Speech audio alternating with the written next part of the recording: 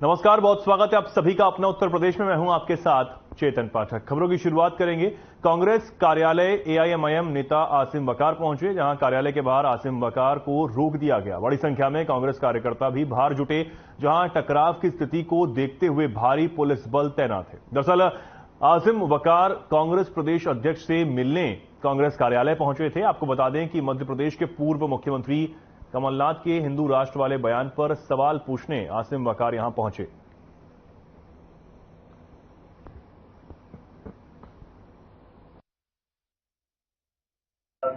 देखिए, वकार जी ने जो आरोप लगाए हैं ये पूरी तरह बेबुनियाद आरोप है, क्योंकि वकार जी को इस तरह के इवेंट करने में मजा आती है। क्योंकि मैं कहना चाहता हूं कि जब इस तरह की कोई बात हुई नहीं, हमारे अध्यक्ष जी को पता नहीं है, आप बाहर आकर के, कार्यालय के बाहर आकर के क्या ये पॉलिटिकल स्टंट करना चाहते हैं? राहुल गांधी जी पूरे देश में मोहब्बत की दुकान खोल रहे हैं और उनके मध्य प्रदेश के अध्यक्ष कमलनाथ साहब नफरत का जहर बेच रहे हैं। उसमें जिस आदमी ने कहा हिंदू राज बनाएंगे, मुसलमानों को बुलडोजर चला दो, उस आदमी का उन्होंने आरती उतारी, पैर छुए, उसको अपना चार्टर्ड प्लेन भेज के बुलवाया और खुद भी उन्होंने समर्थन किया हिंदू राज का। मैं राहुल गांधी जी से पूछ रहा हूं कि क्या वो भी हिंदू राज बनाना चाहते हैं?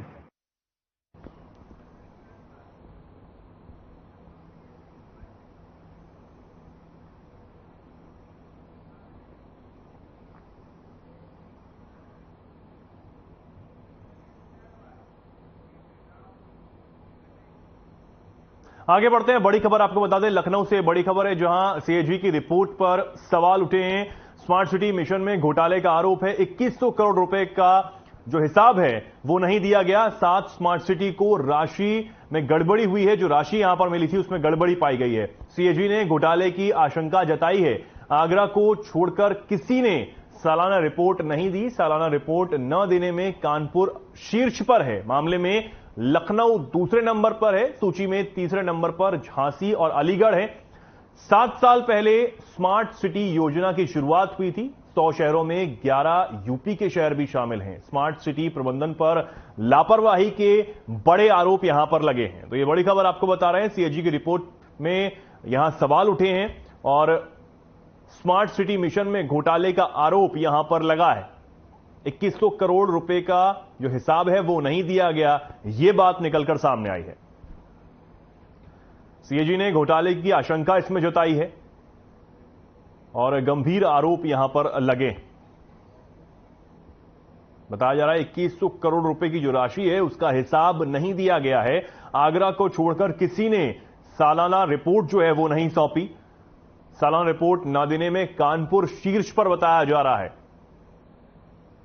मामले में लखनऊ दूसरे नंबर पर है और सूची में तीसरे नंबर पर झांसी और अलीगढ़ बताया जा रहे हैं। तो स्मार्ट सिटी मिशन में घोटाले के बड़े आरोप यहां पर लगे हैं। 2100 करोड़ रुपए का हिसाब जो है वो नहीं दिया गया है, जिसको लेकर सीएजी रिपोर्ट सामने आई है और इसमें सवाल खड़े हुए हैं।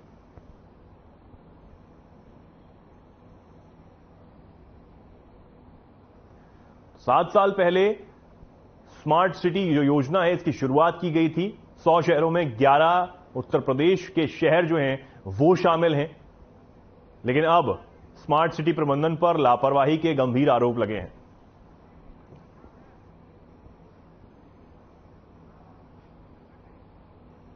अब खबर लखनऊ से है, जहां ईंट भट्टा उद्योग व्यवसायियों ने सरकार से सब्सिडी की मांग की है। बता दें कि व्यवसायी और मजदूर के साथ न्याय संगत बदलाव के लिए सरकार से सब्सिडी की मांग की गई है। मजदूरों के प्रशिक्षण और सब्सिडी से सभी वर्गों की आय बढ़ेगी। साथ ही हितधारक अगले हफ्ते लखनऊ में आगे की कार्य तय योजना बनाएंगे।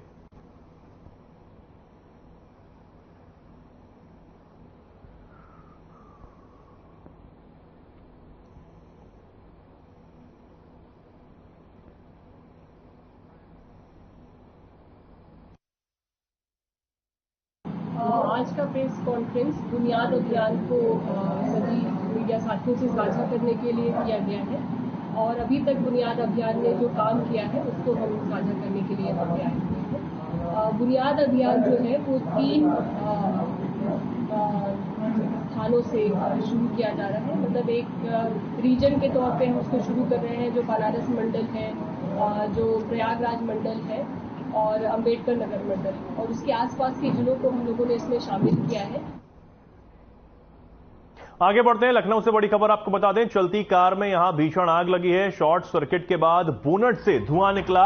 मां, बेटी और युवक ने निकलकर किसी तरह अपनी जान बचाई है। आग लगने से सड़क पर लंबा जाम भी लगा हुआ नजर आया। सूचना पाकर मौके पर दमकल की गाड़ी पहुंची। लोहिया पार्क चौराहे के पास की यह पूरी घटना है, जहां एक कार में बताया जा रहा है अचानक से आग लग गई। भीषण आग यहां पर लगी है। शॉर्ट सर्किट के बाद बोनट से धुआं निकला और पूरी कार जलकर राख हो गई। तस्वीरों में आप देख सकते हैं, दमकल विभाग को इसकी सूचना दी गई, जिसके बाद मौके पर दमकल की जो गाड़ी है वो पहुंची और उसने आग पर किसी तरह काबू पाया। हालांकि जो सवारियां इसमें थी उन्होंने किसी तरह निकलकर अपनी जान बचाई है। तो चलती कार में अचानक से भीषण आग लग गई, जिसके बाद सड़क पर भी लंबा जाम लगा रहा।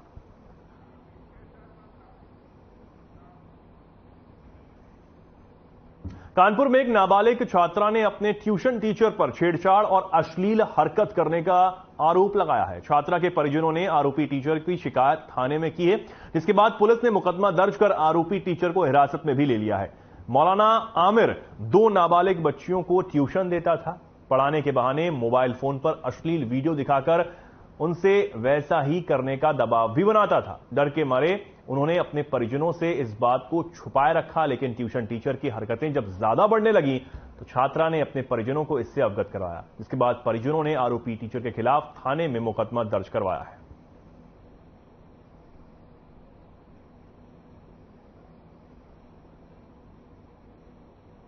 थाने आए हैं।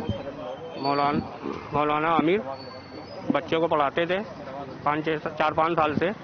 उन्होंने कल रात में मेरी बेटी ने हम लोगों को बताया करीब 12-1 बजे कि ऐसा ऐसा पापा करते हैं, वो मोबाइल दिखाते हैं और गंदी पिक्चरें उसमें रहती हैं, वो ऐसा बोलते हैं कि ऐसा करना है तुमको। ये उन्होंने बताया बेटी ने। तब से मेरी बेटी बहुत परेशान है और चमनगंज थाने में हमने एप्लीकेशन दे दी है और थाने का प्रभारी से कार्रवाई करने का वो करा। चमनगंज थाना क्षेत्र में एक FIR आई है, जिसमें 9 साल की बच्ची को मोबाइल हैंडसेट में अश्लील पिक्चर्स दिखाए जाने की बात फर्स्ट इन्फॉर्मेशन रिपोर्ट में दी गई है।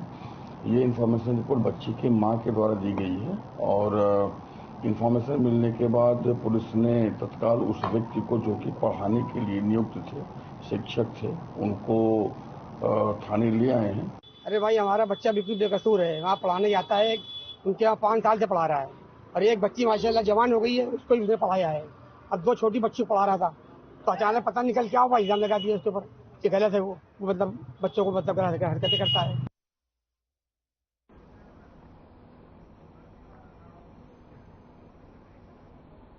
कानपुर नगर की महापौर प्रमिला पांडे ने औचक निरीक्षण में बड़े फर्जीवाड़े का पर्दाफाश किया है। कबाड़ की आड़ में नगर निगम को लाखों का चूना लगाया जा रहा था।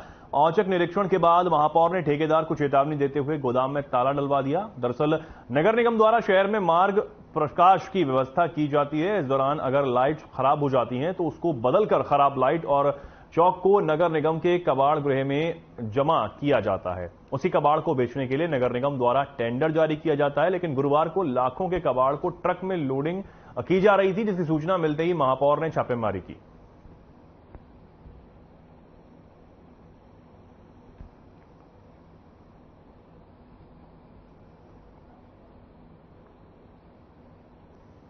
देखो, अभी मैं ऑफिस में आई, ऑफिस में बैठी थी तो हमें एक व्यक्ति ने फोन किया कि मैडम, क्या आपने टेंडर किया है क्या ये लाइट का जो पुराना माल है? हमने कहा हमें तो जानकारी है नहीं। तो उसने कहा मैडम ट्रक खड़ा है और उसके अंदर सैकड़ों आदमी काम कर रहे हैं। तो फिर मैं भाग के आई, तब तक आप लोग आ गए। अंदर यहाँ आने पर सही बात निकला कि यहाँ पर जो कॉपर है, जो जिसमें तांबा है, वो बोरे में भरा चुका है। अंदर कम से कम देखो 50 लोग काम कर रहे हैं। गीता जयंती आयोजन समिति कानपुर प्रांत और छत्रपति शाहूजी महाराज विश्वविद्यालय के संयुक्त तत्वाधान में DBS कॉलेज कानपुर में गीता मेला कार्यक्रम का आयोजन किया गया। कार्यक्रम में छात्र छात्राओं के लिए गीता के प्रथम अध्याय पर आधारित पोस्टर, स्लोगन और भाषण प्रतियोगिता आयोजित की गई। जिसमें छात्र छात्राओं ने गीता के संदेशों पर आधारित पोस्टर और स्लोगन की प्रदर्शनी लगाई और गीता के प्रथम अध्याय के सार संदेश पर आधारित भाषण दिया।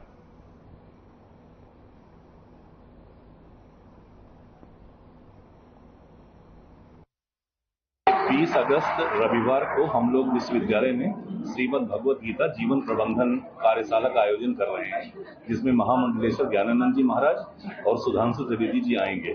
वो हम लोगों को गीता के बारे में बताएंगे। तो ये हम लोगों ने क्या किया है, हम लोगों ने अपने 18 कॉलेजेस चुने हैं और हर कॉलेज को हम लोगों ने एक अध्याय दिया है, जो उस अध्याय पर विद्यार्थी या तो भाषण के माध्यम से या पोस्टर के माध्यम से या श्लोक सुना करके हम लोग वहां से एक एक विद्यार्थी का नाम मंगाएंगे। उद्देश्य ये कि हमारे जो बच्चे हैं, स्टूडेंट्स हैं, वो हमारी भावी पीढ़ी हैं। किसी भी राष्ट्र का भविष्य हमारे युवा पर निर्भर करता है और वो युवा जो अभी शिक्षा ग्रहण कर रहे हैं, अपने जीवन को नई दिशा दे रहे हैं, नया रास्ता चुन रहे हैं। अगर अभी से इनमें जीवन जीने कल आ जाएगी, सही बुरे ज्ञान आ जाएगा, क्या हमें करना चाहिए क्या नहीं करना चाहिए, समय का सदुपयोग आएगा, जीवन प्रबंधन आ जाएगा, तो अभी से ही अपने समय का उपयोग करके अच्छे कार्यों में लगेंगे, अच्छी तरह से पढ़ेंगे। गीता आयोजन समिति द्वारा पिछले 2 वर्षों से लगातार गीता के प्रचार प्रसार के लिए कार्यक्रम किए जा रहे हैं। उसी कार्यक्रमों के क्रम में यह कार्यक्रम आयोजन किया गया था। 20 तारीख को विश्वविद्यालय में एक गीता पर भव्य संगोष्ठी का आयोजन किया गया है, जिसमें स्वामी ज्ञानानंद महाराज जी और राज्यसभा सांसद। पिछले कई सालों से पड़ोसियों द्वारा प्रताड़ित किए जा रहे युवक ने आज पुलिस प्रशासन पर गंभीर आरोप लगाते हुए पुलिस कमिश्नर कार्यालय के मुख्य दरवाजे पर धरना दिया और न्याय दिलाए जाने की मांग की। पीड़ित युवक द्वारा मुख्य गेट पर धरना दिए जाने की सूचना मिलते ही मौके पर पहुंचे पुलिसकर्मियों ने उसे वहां से उठाकर पुलिस के आला अधिकारियों से मिलवाया। अफसरों ने इस मामले की जांच के निर्देश देने के साथ ही युवक को चिकित्सीय परीक्षण के लिए भेज दिया। कल्याणपुर क्षेत्र के रहने वाले अजय वाल्मीकि ने बताया कि वह इंदिरा नगर कॉलोनी में रहता है और राजगिरी करके अपने परिवार का भरण पोषण करता है, लेकिन पड़ोस में रहने वाले अनिल और गौरव तथा उनके परिवार द्वारा उसे प्रताड़ित किया जाता है। इस बात की शिकायत जब उसने यूनिवर्सिटी चौकी में की तो उल्टा पुलिस ने उसके साथ ही मारपीट की और 151 की धारा में जेल भेज दिया। अजय ने खुलकर आरोप लगाया है कि यूनिवर्सिटी चौकी में तैनात राजन वेरिया नामक सिपाही दूसरे पक्ष की भरपूर मदद करता है और वहां से वह सुविधा शुल्क लेकर प्रताड़ित करता है। अभी हाल ही में दूसरे पक्ष द्वारा एक लड़की को भेजकर उसके ऊपर छेड़खानी व कपड़े फाड़ने का आरोप लगाए गए, जबकि जांच में उसे क्लीन चिट दे दी गई। इसके बावजूद पुलिस ने उसे 151 की धारा लगाकर जेल भेज दिया। आज सर हमारे साथ नहीं, 23 जुलाई को हुआ मेरे साथ। मेरा ये छुरी मार दी वाली खाना खाने वाली और मेरा पूरा शरीर फाड़ दिया, जाकर बहुत मारा गया साहब। वो लौंडिया ने जाकर के कल्याणपुर थाने में रिपोर्ट दी जाकर के कि ये मेरे घर में घुस के मेरे कपड़े फाड़े। व्यक्ति मेरे को कार्यालय मिले जिनका नाम अजय कुमार है। इनके द्वारा आरोप लगाया गया है कि इनके मोहल्ले के रहने वाले दिलीप, गौरव, उनके रिश्तेदार और कुछ महिलाएं इनको पिछले काफी समय से कई साल से परेशान कर रहे हैं और इनके साथ मारपीट कर चुके हैं, दुर्व्यवहार कर चुके हैं और इनके ऊपर कुछ महिलाएं जबरदस्ती शादी करने का दबाव भी बना रहे हैं। कानपुर के रावतपुर थाना क्षेत्र में बुधवार को प्रताड़ना से तंग आकर युवक ने फांसी लगाकर जान दी थी, जिसका गुरुवार को पोस्टमार्टम हुआ। युवक के परिजनों ने रावतपुर में शव रोड पर रखकर ही हंगामा शुरू किया। परिजन आरोपियों की गिरफ्तारी की मांग कर रहे हैं। मौके पर पहुंचे थाना प्रभारी नीरज ओझा ने परिजनों को समझाने की बहुत कोशिश की, लेकिन परिजन आरोपियों की तत्काल गिरफ्तारी की मांग पर अड़े रहे।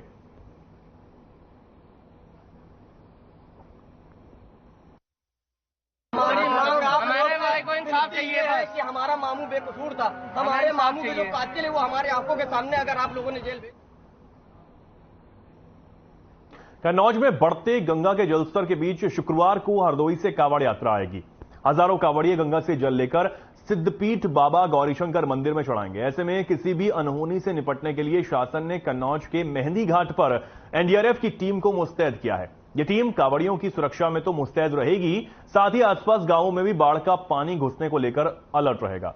हर खबर के कन्नौज संवाददाता रईस खान ने एनडीआरएफ टीम प्रभारी से सुरक्षा व्यवस्था को लेकर खास बातचीत की है। छोड़े गए पानी से गंगा हो रही है। पूरी घटना से निपटने के लिए जहां पुलिस प्रशासन तैनात है, वही स्टीमर भी पड़े हुए हैं। अगर कोई हादसा होगा उससे रेस्क्यू किया जाए। हमारे पास एनडीआरएफ टीम के प्रभारी मौजूद है। आइए हम इनसे बात करेंगे। सर, किस तरह से अगर कोई अगर हादसा होता है, अगर हादसा होता है तो हम लोग गेट लगाए हुए हैं और जहाँ पे हमारी कारनार में बोर्ड लगते दोनों घाटों को कवर करते हैं और जनता को समझाते हैं कि आगे आप लोग बताइए क्योंकि गंगा का जलस्तर बढ़ा हुआ है, कोई हादसा न होने। भाई गंगा जी बताया जा रहा है हर दिन से 1 सेंटीमीटर पानी बढ़ रहा है। हमने हिसाब से तो 30 सेंटीमीटर ही पानी कमा है। ऐसे में किस तरह का कांवड़ यात्रा भी आ रही है, उसको लेकर किस तरह का मुद्दा दिखाई दे रहा है? कांवड़ यात्रा बाखूबी अभी तक जितने भी सोमवार पड़े हुए हैं हम लोगों ने अच्छा अंजाम दिया है, किसी का कोई हादसा नहीं होने दिया और 101% उम्मीद के साथ कह रहा हूँ कि ऐसी हादसा होने नहीं देंगे। हर घाटों पे मुस्तैदी से हम लोग लगे रहते हैं। इंडिया और टीम जब प्रभारी का साफ तौर कहना है कि अभी तक कितने कांवड़ यात्री हैं या गंगा स्नान करने आए हैं तो मुस्तैदी से कार्य किया जा रहा है। वहीं इनका एक अभी चंद दिनों में एक गाय जो गंगा जी में डूबी थी उन्होंने रेस्क्यू करके उसकी भी जान बचाई। आइए उसके बारे में बात करेंगे। सर, गाय डूबी थी गंगा जी में, गाय जब डूब रही थी तो वो काफी देर से मैं इंतजार कर रहा था कि हो सकता है कोई 2-3 नाविकों से मैंने कहा इसको जरा थोड़ा आगे अगर सहयोग कर दें तो आगे बढ़ जाए, लेकिन वो बहने जब लगी तो मैं यहाँ से रिस्क्यू किया और रिस्क्यू करने के बाद गाय को हमने टींगों में रास्ता बांध के आगे और 2 जवान और हमारे सहयोग करके उसको जान बचाया। उसको जाके गांठों भर पानी में हम लोगों ने गाय की जान बचाए। अब हम ले चलते हैं उस स्थान पर ले चलते हैं। एनडीआर टीम के प्रभारी हैं, इनके स्टीमर पे बैठे हुए हैं। हम ले चलेंगे जहाँ पे लोग स्नान कर रहे हैं। इन लोगों के बारे में पूछेंगे। इनका साफ तौर कहना है इन्हें भी सचेत किया है। सर, इन लोगों को किस तरह सचेत किया जा रहा है? इनको आराम से प्यार से इनको बच्चों के तरीके इनको समझाया जाता है भाई आप लोग अगर थोड़ी आवाज भी तेज उस तरह रखी जाती है कि ये भय मान सकें, ऐसा न हो कि अपना सहयोगी समझे और डांटा जाता है कि आप लोग आगे ना आए क्योंकि जल स्तर आगे गहरा है, जबकि नेट वगैरह और बल्लियां सब हम लोगों ने गड़वा रखे हैं। जैसा कि इंडिया टीम के प्रभारी का साफ तौर कहना है कि जल स्तर में जहां दिन पर दिन बढ़ोतरी हो रही है और बड़ी तादाद में गंगा के जल स्तर में पानी बढ़ रहा है, लोगों को सचेत किया जा रहा है, लोगों को समझाया जा रहा है। चेतावनी बिंदु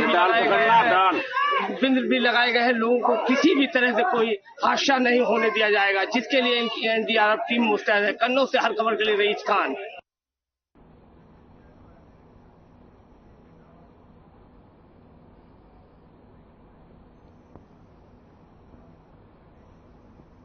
आगे बढ़ते हैं। कन्नौज से बड़ी खबर आपको बता दें, एसपी अमित कुमार ने निरीक्षण किया है। कांवड़ यात्रा मार्ग का निरीक्षण एसपी ने किया है। एसपी अमित कुमार आनंद मेहंदी घाट पहुंचे हैं। कांवड़ यात्रा मार्ग पर फोर्स की तैयारी यहां पर उन्होंने देखी है। कांवड़ यात्रा मार्ग पर भारी वाहन बंद रहेंगे, ये एसपी का कहना है। बाबा गौरीशंकर मंदिर भी एसपी गए हैं और सारी सुरक्षा व्यवस्थाओं का जायजा उन्होंने लिया है। एसपी अमित कुमार ने निरीक्षण यहां पर किया है। कन्नौज से बड़ी खबर आपको बता रहे हैं, बाबा गौरीशंकर मंदिर भी एसपी पहुंचे और मेहंदी घाट पहुंचकर उन्होंने यहां जायजा लिया है। कांवड़ यात्रा मार्ग पर उन्होंने तैयारियों का जायजा लिया है। तैयारियां जो हैं वो परखी हैं, देखी हैं। ये बड़ी खबर आपको बता रहे हैं। कन्नौज से तस्वीरें आप देख रहे हैं जहां एसपी अमित कुमार ने मेहंदी घाट पहुंचकर निरीक्षण किया, साथ ही बाबा गौरीशंकर मंदिर भी वो पहुंचे।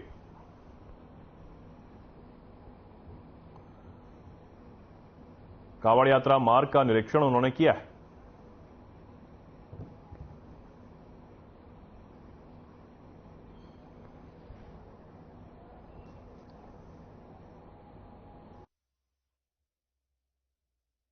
अठारह अगस्त को जनपद कन्नौज में एक बड़ी कांवड़ यात्रा आती है जो हरदोई जनपद के बिलग्राम क्षेत्र से होते हुए मेहंदी घाट होते हुए यहाँ पे गौरीशंकर मंदिर है वहाँ तक आते हैं। इस संबंध में पर्याप्त पुलिस प्रबंध किया गया है। जितने भी मुख्य चौराहे हैं, इम्पोर्टेंट जगह है, वहाँ पे पुलिस का व्यवस्थापन किया गया है। इसके अलावा यूपी 112 वाहनों का भी व्यवस्थापन इस प्रकार से किया गया है।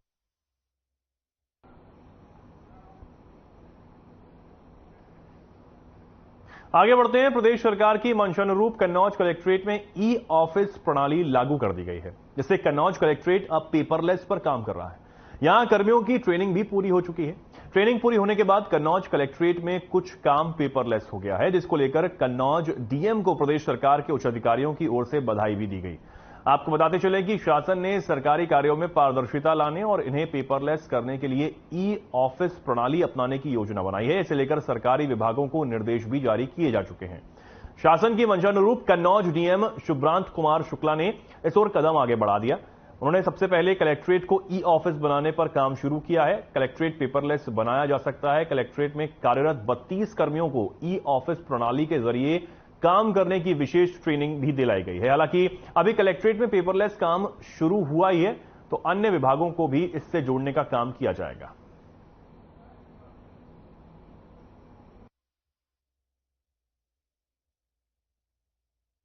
हम सभी जानते हैं माननीय मुख्यमंत्री जी के यह आदेश है कि सचिवालय और निदेशालय मुख्यालय के बाद हमारे जो जनपद में कार्यालय हैं वो भी अब ई ऑफिस के पैटर्न पे चले। उसी की दिशा में हमने ये कार्य अपना प्रारंभ किया है और यहाँ पे कलेक्ट्रेट का जो भी अब हमारा वर्किंग होगा, हम सब पेपरलेस में काम करेंगे।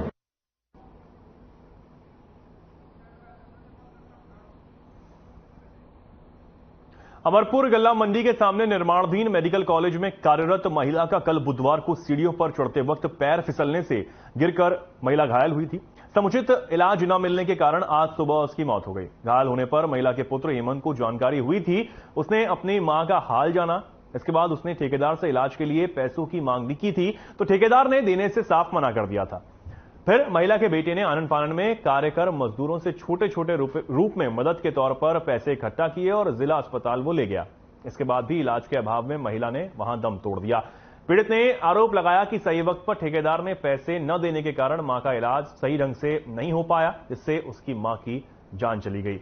अन्य मजदूरों का भी कहना है कि ठेकेदार की मनमानी के चलते यहां 12-12 घंटे काम कराया जाता है और समय पर पैसे भी नहीं दिए जाते। अगर कोई चोटिल भी हो जाए तो उसे दवा कराने को भी पैसे मुहैया नहीं कराए जाते हैं। ऐसा इस महिला के साथ हुआ कि दवा के लिए पैसे नहीं मिल पाए और महिला की जान चली गई।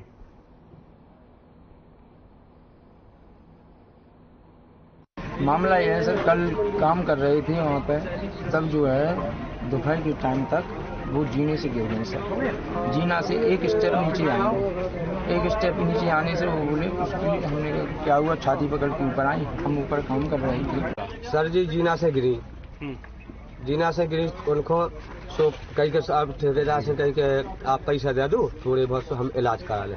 इनने एक नहीं सुनी, हमारे 1 रुपया।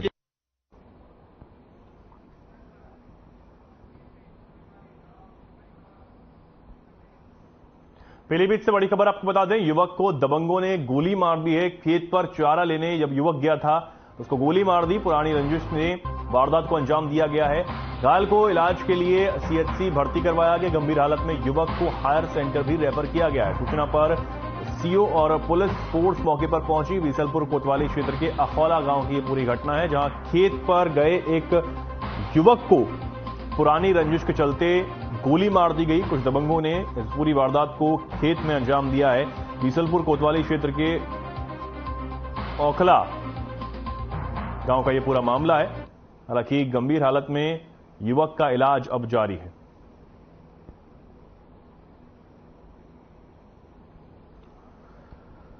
तो युवक को दबंगों ने यहां गोली मार दी है।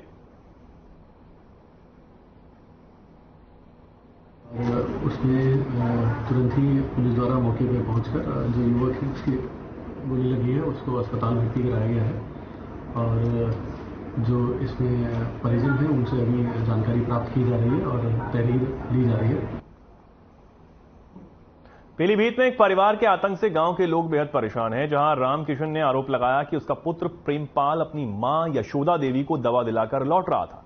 तभी गांव के रहने वाले दबंग पूरनलाल ने मां बेटे की पिटाई कर दी और प्रेमपाल के ऊपर बांटे से हमला कर दिया। वहीं पीड़ित ने गंभीर हालत में बेटे को इलाज के लिए एक प्राइवेट अस्पताल में भर्ती कराया, जहां उसका इलाज चल रहा है।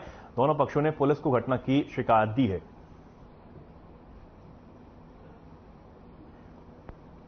क्या नाम है आपका? रीना देवी सर। बताओ रीना, क्या हुआ? हुआ क्या सर, हम मतलब यहाँ बैंक के BC से किए, बैंक ऑफ बड़ौदा से मैं गई थी पैसे निकालने। बच्चे को अपना छोड़ के, छोटा बच्चा हमारे साथ में था, तो जैसे बच्चों में आपस में कुछ हो गया तो बच्चे लड़ रहे थे। बच्चा मतलब यहाँ पास में जो पूरनलाल उनकी लड़की बड़ी अनीता देवी, तो मतलब बच्चा है उसे मतलब हल्ला कर देती मेरे बच्चों को, उनको बच्चों को। तो इन्होंने मतलब मारा तो बच्चों ने कहा कि हमारे जैसे मतलब क्यों मार रही है, तो इन्होंने गर्दन पकड़ी और दीवार में मार दिया। बच्चा हमारा बेहोश हो गया। तो खुद का रहने वाला हूँ और सर मैं जात का महावट हूँ, भीख मांग के गुजारा करता हूँ सर। अब मैंने तो पढ़ नहीं पाया, बच्चों को पढ़ाता हूँ सर। मेरे गांव के पूरनलाल जाटव है सर, बड़ा दबंग आदमी है सर। मुझे कहता है तुम लोग बच्चे नहीं पढ़ा सकते हो मेरे आगू, अगर बच्चे पढ़ाओगे तुम्हारे बच्चे काट देंगे। कि आज हमारी हर खबर की टीम पहुंची है पीलीभीत में। हम आपको बताएंगे यहां पर एक नाबालिग के ऊपर धारदार हथियार से हमला करने का आरोप लगा है। जी हां, हम बात कर रहे हैं यूपी के जनपद पीलीभीत की, थाना बिलसिंडा क्षेत्र में पड़ने वाले दिवरिया खुर्द गांव की, जहां पर एक युवक के ऊपर, नाबालिग बच्चे के ऊपर धारदार हथियार से हमला करने का आरोप लगा है। तो वहीं नाबालिग के पिता पीड़ित का कहना है उसने थाने में शिकायत की, उसके बावजूद भी उसका मुकदमा नहीं लिखा गया है। तो आपको बता दें घटना 14 अगस्त की बताई जा रही है। पीड़ित का पुत्र बताया जा रहा है उसके जख्म पर काफी गंभीर चोट आई है और काफी टांके लगे हैं। तो वहीं उसका इलाज एक प्राइवेट अस्पताल में किया जा रहा है। अब देखने की बात होगी कि आखिर जांच में क्या निकल के आता है। पीलीभीत से कैमरामैन अरमान के साथ हर खबर के लिए सरताज सिद्दीकी। शामली में यूपी एसटीएफ की टीम को बड़ी कामयाबी मिली है। टीम ने आईएसआई और आतंकी संगठन को फोटो भेजने के आरोप में कलीम को गिरफ्तार किया है। शामली का कलीम पिछले साल पाकिस्तान में पिस्टल के साथ गिरफ्तार हुआ था, जो 10 अगस्त को पाकिस्तानी जेल से रिहा होकर भारत भी आ गया था। अब कलीम पर आरोप है कि वो आईएसआई और आतंकियों को रक्षा संस्थानों की फोटो भेजता है। आरोपी कलीम के मोबाइल नंबर का व्हाट्सएप भी पाकिस्तान से ही ऑपरेट हो रहा था। यूपी एसटीएफ ने आरोपी कलीम को गिरफ्तार कर शामली के थाने में भेज दिया है।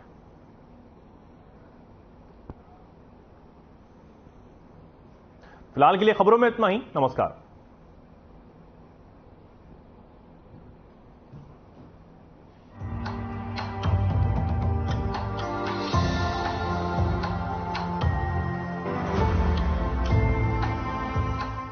Fast. I can make dosas faster. Must be